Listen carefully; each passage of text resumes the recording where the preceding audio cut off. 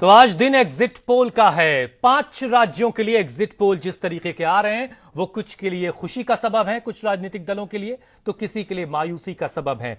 उत्तर प्रदेश में बीजेपी आगे दिखाई दे रही है।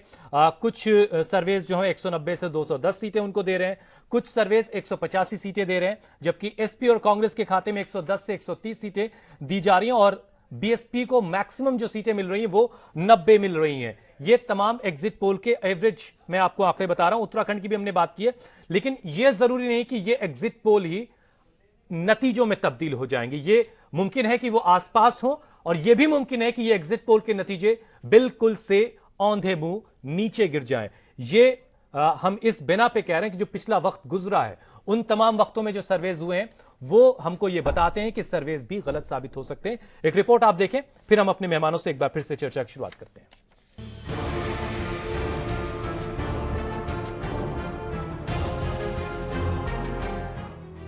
जनता फैसला कर चुकी है, लेकिन फैसला बाहर आने से पहले राजनीतिक पंडितों की पूछ बढ़ जाती है। जनता को किसका साथ पसंद है, इसका पूरा लेखा जोखा राजनीतिक पुरोधा अलग अलग चैनलों पर लेकर बैठ जाते हैं। हालांकि कुछ नतीजे सही भी हुए हैं और यही वजह है कि नेता से जनता तक सबकी निगाहें इस पर टिकी रहती हैं। एग्जिट पोल के अब तक के इतिहास को देखा जाए तो पिछले साल अप्रैल मई में हुए 4 राज्यों असम, केरल, पुडुचेरी और पश्चिम बंगाल में दिखाए गए आंकड़े काफी हद तक सटीक साबित हुए थे। मसलन तमिलनाडु के विधानसभा चुनाव में ज्यादातर एग्जिट पोल्स में ये अनुमान लगाया गया था कि AIADMK को हार झेलनी पड़ेगी, लेकिन नतीजे इसके उलट आए और जयललिता को सत्ता विरोधी लहर का सामना नहीं करना पड़ा। जनता ने उन्हें लगातार दूसरी बार पूर्ण बहुमत की सरकार बनाने का मौका दिया था। 234 सीटों वाली तमिलनाडु विधानसभा में एक्सिस माई इंडिया एग्जिट पोल में DMK कांग्रेस गठबंधन को 120 से 140 सीटें मिलने का अनुमान लगाया गया था, जबकि AIADMK को सिर्फ 90 से 110 सीटें ही दी जा रही थीं। इसी तरह न्यूज नेशन ने अपने एग्जिट पोल में DMK गठबंधन को 114 से 118 और AIADMK को 95 से 99 सीटें मिलने का अनुमान लगाया था, लेकिन नतीजे आए तो जयललिता की पार्टी की झोली में 136 सीटें ही आईं और DMK गठबंधन को 96 सीटों पर संतोष करना पड़ा। इसी तरह बात करें असम के पिछले चुनाव की तो ज्यादातर एग्जिट पोल्स ने बीजेपी की बम्पर जीत का अनुमान लगाया था, जो सही साबित हुए। 126 सदस्यीय असम विधानसभा में ABP ने बीजेपी को 81 सीटें और चाणक्य ने 90 सीटें मिलने का अनुमान लगाया था। नतीजे इन अनुमानों के करीब ही रहे और बीजेपी को 86 सीटों पर जीत मिली और उसने बहुमत से सरकार बनाई।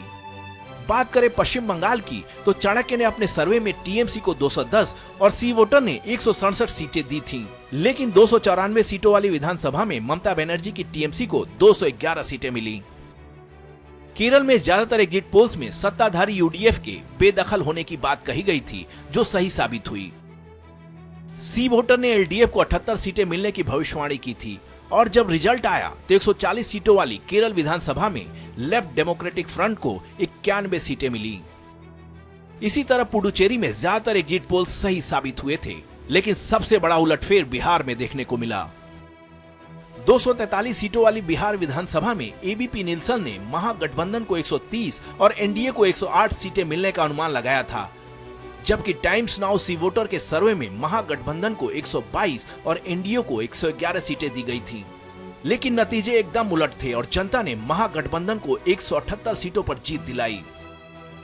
बात करें 2014 के लोकसभा चुनाव की तो आम चुनाव से पहले ज्यादातर एग्जिट पोल्स में इस बात पर सहमति थी कि NDA को बहुमत मिलेगा या फिर वो इसके बहुत करीब होगा।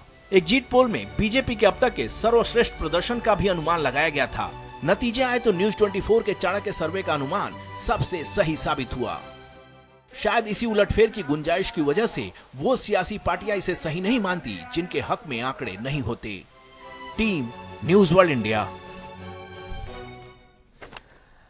मतलब ये कि बहुत ज्यादा खुश होने की जरूरत नहीं है उन तमाम राजनीतिक दलों के लिए जिनके फेवर में अभी आंकड़े जा रहे हैं। ये आंकड़े बदल भी सकते हैं।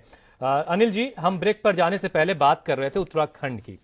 उत्तराखंड में कम से कम 3 सर्वेज इस वक्त मेरे सामने हैं जो ये बता रहे हैं कि बीजेपी को बढ़त मिल रही है और कुछ तो ऐसे हैं जो कांग्रेस को बहुत बुरी हालत में दिखा रहे हैं। आप कैसे एनालिसिस कर रहे हैं उत्तराखंड के नतीजों का? उत्तराखंड जब से बना है तब से उसके चुनाव में जो कई सारे सर्वे बहुत ह्यूज गैप दिखा रहे हैं, वो बात मुझे भी हजम नहीं होती है, क्योंकि जो भी छोटे राज्य हैं उनमें चुनाव परिणाम बड़ा 2-4 सीट का ही अंतर रहता है। उनमें एक तरफा जीत और हार की अगर हम सारे चुनाव के सर्वे को देखें या चुनाव के रिजल्ट्स को देखें, सर्वे की बात करेंगे तो आंकड़े उतने ज्यादा नहीं होते हैं कि इतना बड़ा अंतर हो।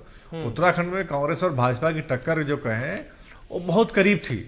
Congress India TV C voter जो है बिल्कुल दोनों को बराबर दे रहा है सर। हाँ, कहीं मुश्किल है 29-35 आंकड़े ऐसा नहीं बराबर आ भी सकते हैं, क्योंकि ये अलग उत्तराखंड के बीच में जो अस्थिरता रही, राष्ट्रपति शासन जो लगा था उसके पहले की स्थिति और उसके बाद की स्थिति में उत्तराखंड में बदलाव आया। हरीश रावत की सरकार उसके बाद की स्थिति में बहुत खराब थी। हरीश रावत से मेरी ऑफ द रिकॉर्ड कई बार बातचीत हुई, वो इस तोड़ फोड़ से खुद भी मानते थे कि इससे उनको फायदा हुआ, अब वो सरकार में आ जाएंगे। इस भाजपा की तोड़ फोड़ और भाजपा की सरकार बनाने की जो कोशिश थी उससे उनको फायदा मिला। तो कई बार बात हुई उन लोग बड़े नेताओं से, तो ये कहना कि इतना बड़ा अंतर होगा सर्वे, चूंकि हाँ यहाँ पे भौगोलिक स्थिति जो उत्तराखंड की है वो सर्वे को और मुश्किल बनाती है। वहाँ सर्वे करना, उत्तर प्रदेश में सर्वे करना बहुत आसान है, भौगोलिक स्थिति उत्तराखंड की, क्योंकि वहाँ 2 मैदानी इलाके का सर्वे तो आसान है, पहाड़ी इलाकों में जो एजेंसी होती है उसका पहुंचना, हर वोटर तक पहुंचना बड़ा मुश्किल और टफ होता है। ठीक है, इसलिए हाँ, लेकिन इसको हम खारिज भी नहीं कर सकते हैं, क्योंकि उनका भी अपना मैकेनिज्म है, उन्होंने काम किया है। तो आज की चर्चा तो हम उसके आधार पर करेंगे। चलिए थोड़ा सा एक ब्रेक लेना, लेकिन उससे पहले जरा मैं कुछ रिएक्शंस ले लूं।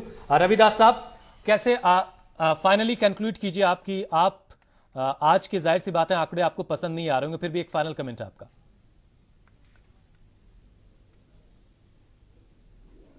देखिए, मैंने पहले भी आपसे कहा कि कई बार जो है ओपिनियन पोल और एग्जिट पोल के फैसले बदलते भी हैं, और मुझे पूरा विश्वास है कि जो प्रदेश में 5 साल काम हुए हैं, ये मैंने भी कहा, अखिलेश जी की बहुत साफ छवि है, उसको देख करके जनता ने मतदान किया होगा प्रदेश को विकास की ओर बढ़ाने के लिए।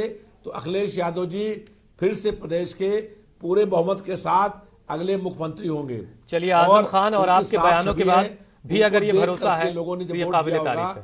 तो मेरा अपना स्पष्ट मानना है कि अखिलेश यादव जी, आप परसों देखिएगा प्रदेश सरकार के बहुमत के साथ अगले मुख्यमंत्री बने। बिल्कुल, हम देखेंगे और बड़ी तैयारियों के साथ हमने इंतजाम कर रखा है उस दिन के लिए। नईम अब्बास साहब, एक छोटा सा कमेंट आपका।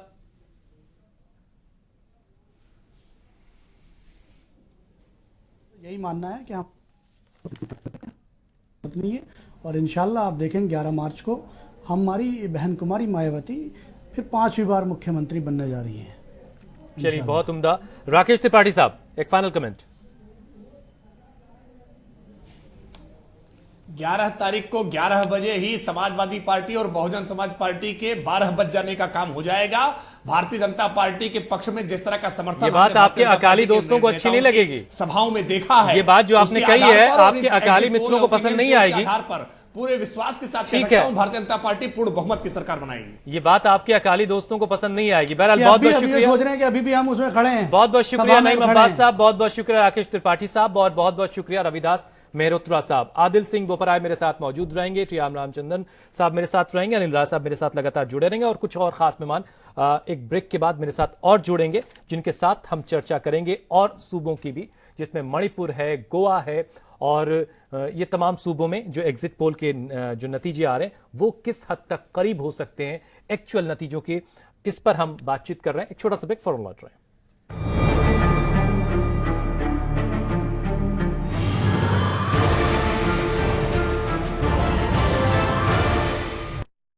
MDH की दुनिया में आपका स्वागत है।